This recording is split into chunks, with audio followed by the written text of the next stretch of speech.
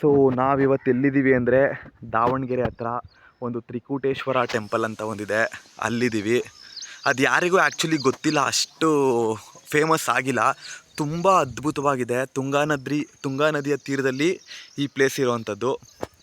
ನೋಡಿ, ಈ ಕೆತ್ತನೆಗಳನ್ನೆಲ್ಲ ನೋಡಿ ಎಷ್ಟು ಚೆನ್ನಾಗಿ ಮಾಡಿದ್ದಾರೆ ಅಂದರೆ, ಈ ಟೆಂಪಲಲ್ಲಿ ಭೀಮೇಶ್ವರ ಇರೋದು. ಆ್ಯಕ್ಚುಲಿ ತ್ರಿಕೂಟೇಶ್ವರ ಅಂತ ಕರೀತಾರೆ ಈ ಟೆಂಪಲ್ನ. ಇಲ್ಲಿನ ಕೆತ್ತನೆಗಳು ನೋಡಿ, ಹೊಯ್ಸಳರ ಕಾಲದ ಕೆತ್ತನೆ ಇದು. ಪ್ರತಿಯೊಂದೊಂದು ಕೆತ್ತನೆ ಕೂಡ ತುಂಬ ಅದ್ಭುತವಾಗಿದೆ. ನೋಡಿ ಎಷ್ಟು ಕ್ಲಾರಿಟಿ ಆಗಿದೆ ಅಂತ ಹೇಳಿದ್ರೆ, ಕೆತ್ತನೆಗಳು ಅಷ್ಟು ಕ್ಲಿಯರ್ ಆಗಿದೆ. ಕಂಪ್ಲೀಟ್ ಈ ಥರ ಇದೆ. ಇದಿರೋದು ದಾವಣಗೆರೆ ಹತ್ರ. ಯಾರಿಗೂ ಅಷ್ಟು ಪ್ಲೇಸ್ ಗೊತ್ತಿಲ್ಲ ಇದು ಆ್ಯಕ್ಚುಲಿ. ಅಷ್ಟು ಅದ್ಭುತವಾಗಿದೆ. 11ನೇ ಶತಮಾನದಲ್ಲಿ, ಈ 11 ಅಥವಾ 12ನೇ ಶತಮಾನದಲ್ಲಿ ಈ ಟೆಂಪಲ್ ನಿರ್ಮಾಣ ಆಗಿರುವಂಥದ್ದು. ತುಂಬ ಅದ್ಭುತವಾಗಿದೆ. ಕೆತ್ತನೆ ಮಾತ್ರ ಎಕ್ಸ್ಟ್ರಾಡಿನರಿ ಆಗಿದೆ. ನೋಡಿ ಎಷ್ಟು ಚೆನ್ನಾಗಿದೆ ಅಂತ ಹೇಳಿದ್ರೆ, ಆ ಟೆಂಪಲ್ಲು ಅಷ್ಟು ಚೆನ್ನಾಗಿದೆ.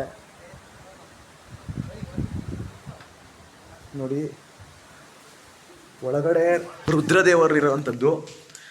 ನಾವು ರುದ್ರದೇವರನ್ನ ನೋಡಿದ್ರೇ ಒಂದು ಮೈಯೆಲ್ಲ ಜುಮ್ ಅನ್ನತ್ತೆ. ಆ್ಯಕ್ಚುಲಿ ತುಂಬ ಅದ್ಭುತವಾಗಿದೆ. ಇಲ್ಲಿ ಕೂಡ ನೋಡಿ, ರುದ್ರದೇವರು ಇದ್ದಾರೆ.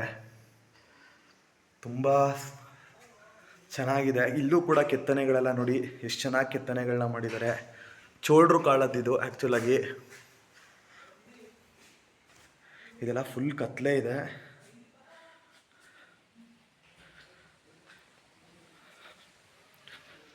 ಇದು ನಾವು ಕ್ಯಾಮ್ರಾದಲ್ಲಿ ಕ್ಯಾಪ್ಚರ್ ಮಾಡಿದ್ರೆ ಅಷ್ಟು ಚೆನ್ನಾಗಿ ಬರೋದಿಲ್ಲ, ಬಟ್ ರಿಯಲ್ಲಾಗಿ ನೀವು ನೋಡಿದ್ರೆ ತುಂಬ ಅದ್ಭುತವಾಗಿದೆ. ತುಂಬ ಅಂದರೆ ತುಂಬ ಚೆನ್ನಾಗಿದೆ.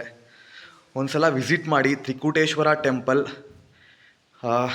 ಭೀಮೇಶ್ವರ ಇರೋದು ಇದರಲ್ಲಿ, ರುದ್ರದೇವರು.